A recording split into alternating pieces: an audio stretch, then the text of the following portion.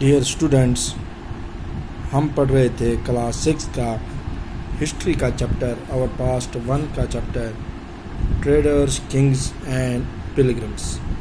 ये चैप्टर हमने ख़त्म कर लिया।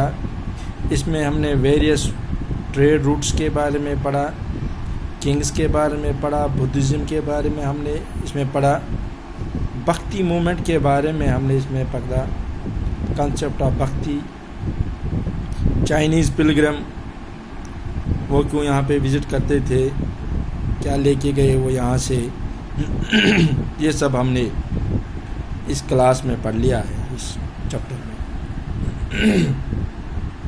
अब इसके कुछ टेक्सचुअल क्वेश्चन है तो वो हम देखेंगे।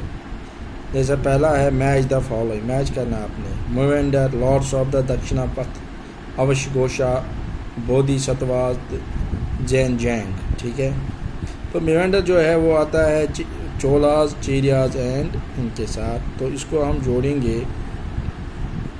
पांड्याज के। ये 3 जो है चीफ्स थे, 3 किंग्स या 3 सल्तनत्स थी वहाँ पे। ठीक है, लॉर्ड्स ऑफ द दक्षिणापथ में आएगा सतवना रूलर्स। अवशघोषा जो थी इसने लिखा था बुद्धा चरिता कनिष्क के पीरियड में। बोधिसत्वा जो है ये महान बुद्धिज़्म से जुड़ा हुआ है। तो जैन जैंग जो था नाम से ही ज़ाहिर होता है चाइनीज़ पिलग्रम। ठीक है, तो ये चाइनीज़ पिलग्रम था जो यहाँ पे आए, यहाँ से कुछ सीख के चले गए, बुद्धिज़्म के बारे में पता करने आए, उसके बाद ये यहाँ से चले गए। ठीक है, तो ये है ये वाला क्वेश्चन।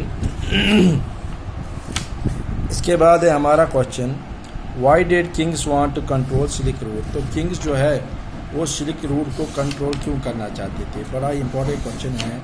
सिल्क रूट जो था एक इम्पॉर्टेंट ट्रेडिंग रूट था उस वक़्त, तो ज़्यादातर जो थे so some kings try to control large portions of the root.